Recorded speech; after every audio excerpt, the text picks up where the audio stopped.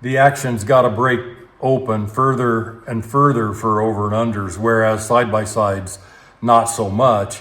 And of course you say, well, so what? That's a minor thing. Well, it is a minor thing until you do it 200 times in a day while you're walking around in the field hunting and using the gun.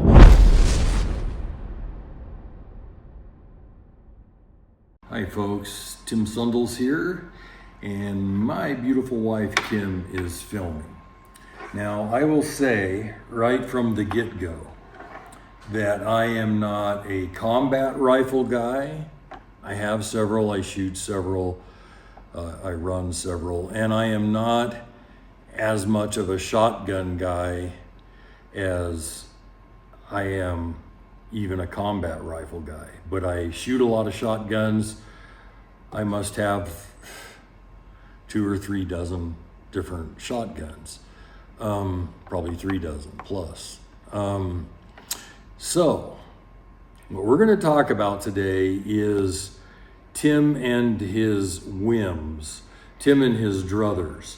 If Tim had his druthers, he would sell his ammunition company and take fine shotguns afield, all pre-war shotguns, and would just chucker hunt, pheasant hunt, grouse hunt. I like to do wing shooting while I am out walking. It's just a really nice way to spend a day, and you get a tad bit of exercise while you're at it. These guns over here, I purchased as a direct result of our week in Argentina we spent wing shooting. That's a different kind of shooting than walking around hunting. The kind of shooting we did in Argentina was fast, all day long shooting. And so because I really liked the guns we used, and because I want to do more of this with Kim as I'm able to retire, I bought, these are the Montefeltro lightweights, with the interchangeable chokes and everything. These are 24-inch barrels. These are both in 20 gauge. I haven't even used them yet. I just got them. This is a Montefeltro lightweight 12 gauge. I think it's got a 25-inch barrel.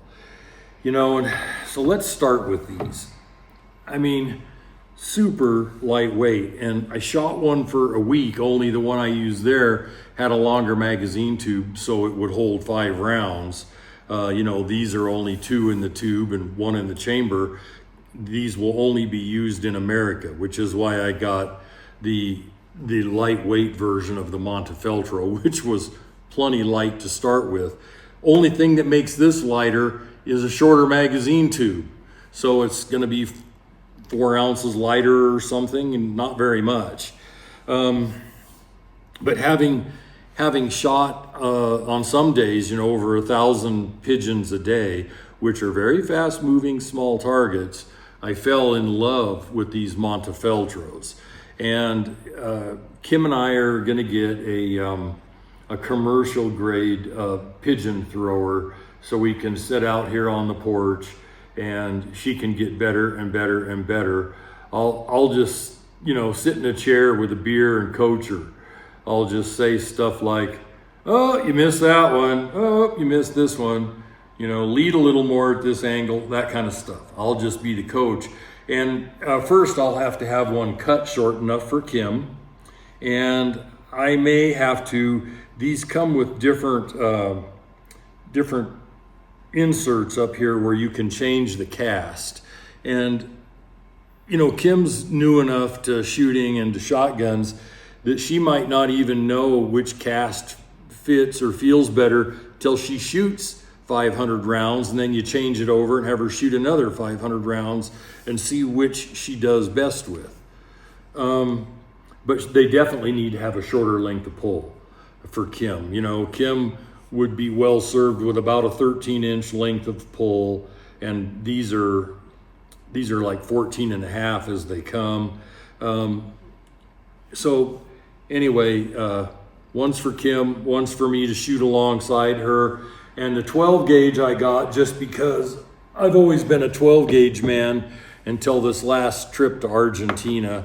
You know, the 12 gauge is probably 1.5 pounds heavier, still super, super lightweight.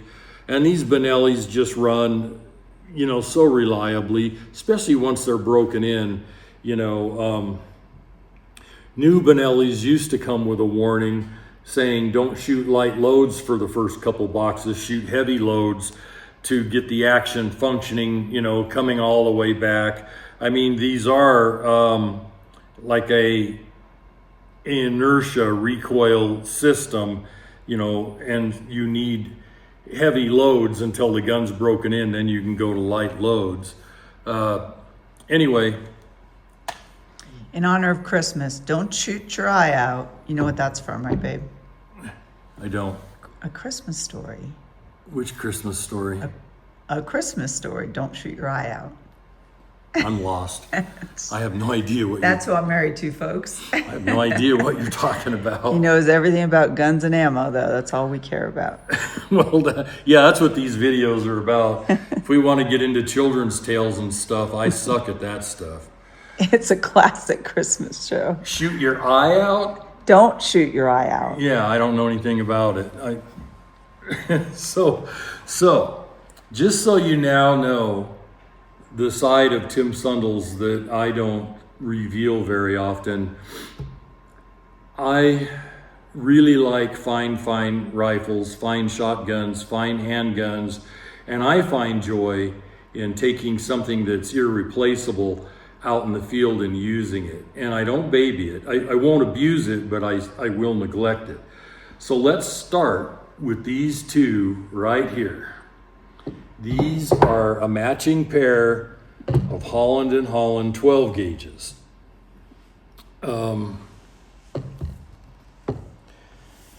They are so elegant, so cool. These were made in the 1920s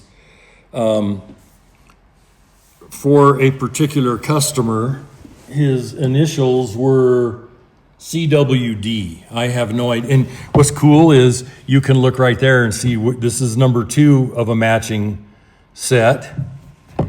And that one is number 1 of a matching set. Now, being that old, and you got to understand, these little guys are super lightweight. You know, these are 5.5 pounds. And being this old, they have 2.5-inch chambers, but the throats on them are very, very long. So you don't need to open them up to 2 3/4. You just buy the light 2 3/4 loads, like 1 1/8, and the throats are so long that it doesn't cause a problem in any way. You just shoot the 2 3/4 light loads. You know, these are not the kind of shotgun you want to take out and do magnum loads with. You just stick with the low base field loads, you know, and should give me a lifetime of service. Now, what I want to do is have the time to go out and use these. And I like side-by-sides because they don't have to open very far to eject both shells. Over and unders, which I can shoot very well, you know, the barrel's got to break, the action's got to break even further and further.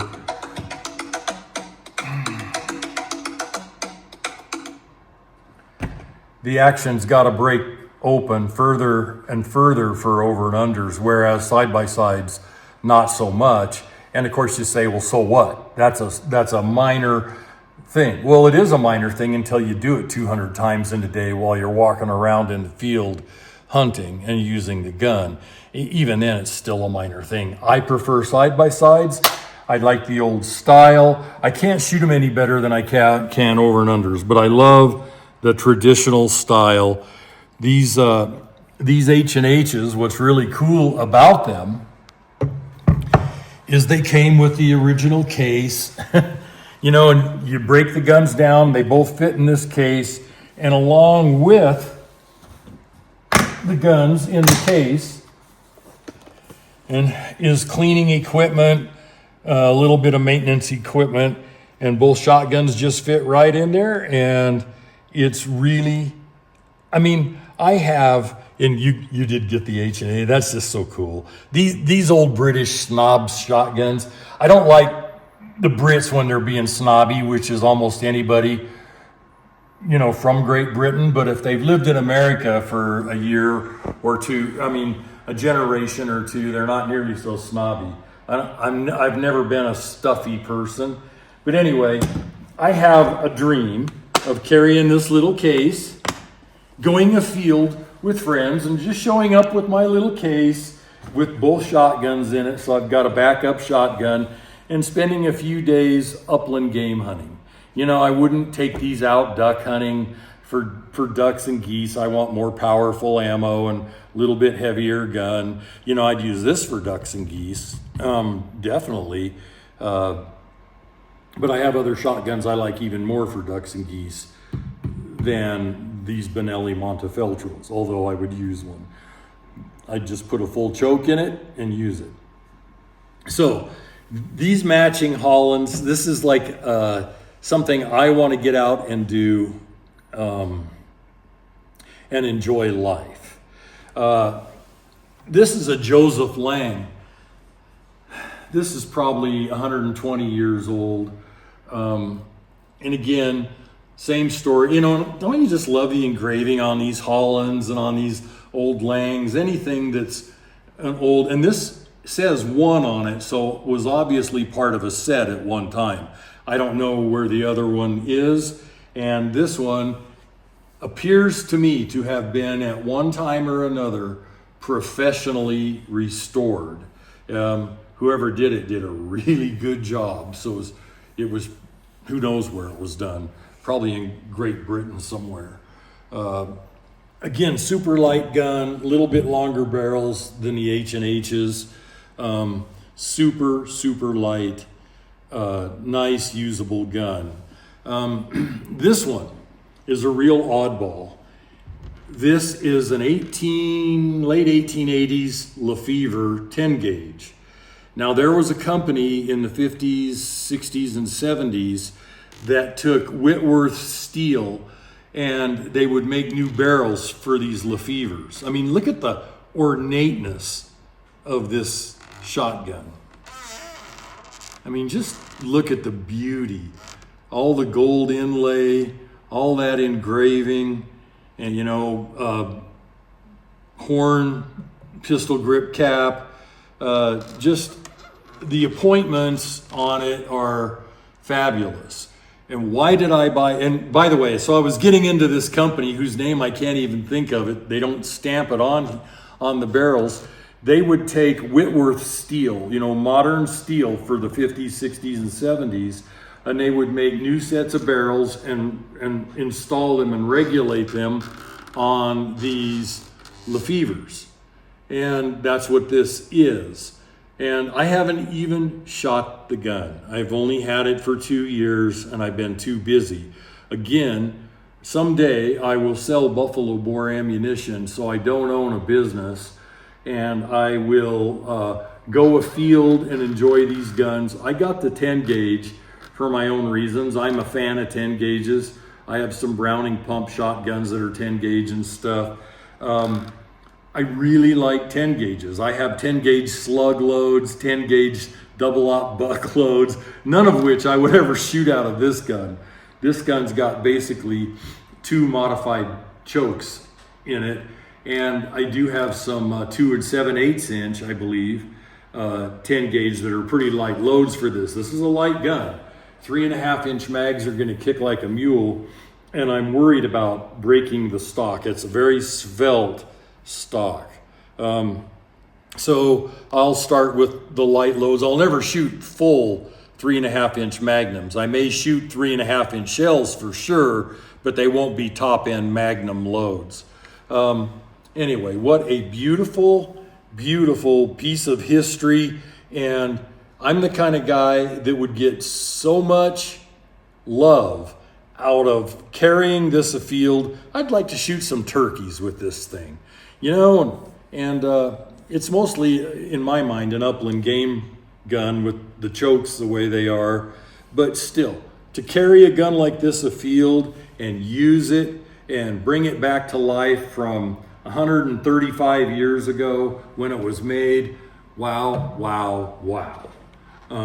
And that's something I do intend to get my butt retired and just full-time hunt, write about guns, write about hunting trips, and do some serious adventures, hunting adventures and stuff that most people would never have the chance to do, or if they did, they just wouldn't do it anyway because they're smarter than me. I like adrenaline. Wanted to show you these, and there's nothing technical I can add. I'm not that much of a shotgunner, but I wanted to sort of expose my soul and show you my love. And then if I was going to go do high volume shooting, or shooting where I wanted to use full power 12 gauge or full power 20 gauge, I've got the Montefeltros. These Montefeltros are really cool. And then, if you just want to get modern, wait right here. Don't go anywhere.